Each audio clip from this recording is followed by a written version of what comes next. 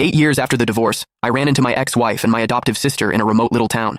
In the years since I'd seen them, one had become a superstar, the other the head of the powerful Prescott family, and I was running a tiny, hole-in-the-wall diner. The moment our eyes met, they both froze. Serafina, my ex-wife, quickly hid a medical report behind her back. Isabel, my sister, slipped a limited-edition watch she'd bought for her brother into her pocket. I calmly finished packing the takeout order and handed it to them with practiced courtesy.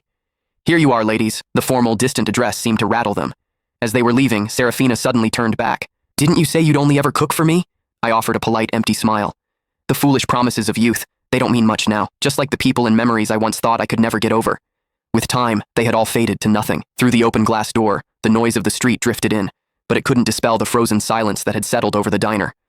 The two women who had conspired to ruin me, to cast me out of my own home, now stood at the counter, unwilling to leave. Serafina clutched the plastic bag of food, choosing her words carefully.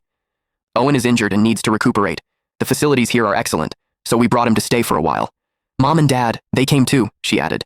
"Do you want to see them?" I shook my head, wiping a grease stain from the countertop. "No, that's not necessary. Please give my regards to Mr. and Mrs. Prescott." I paused, then added, "Actually, it's probably best you don't mention me at all. Being associated with someone like me would only tarnish the Prescott name." At that, my adoptive sister Isabel's brow furrowed. "Noah, these past few years Noah!"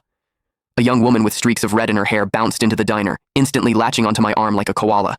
"I'm starving. The school cafeteria food was literal poison today," I chuckled, ruffling her hair. "You say that every day, Gigi. There's a plate of your favorite shrimp scampi in the kitchen. I just made it. Go get it yourself." Gigi just hugged my arm tighter, whining, "No, you have to eat with me." Noticing that my other two visitors still hadn't left, my smile faded. "Is there anything else I can get for you ladies?" The message was clear, but it took them a long moment to shake their heads. Serafina seemed to drift off for a second when she heard shrimp scampi. Isabel stared at Gigi clinging to my arm, her lips parting as if to speak, but no words came out. I led Gigi into the back, the curtain falling behind us and cutting off their view. When I came out again, they were gone. "Hey," Gigi said around a mouthful of shrimp. "Did you know them? They weren't here to cause trouble, were they? I've seen them on TV. One's a huge celebrity, the other runs the Prescott Corporation. They're kind of a big deal." I placed another shrimp in her bowl. "Just regular customers," I said with a light laugh. "If I knew people like that, do you think I'd be running this little diner?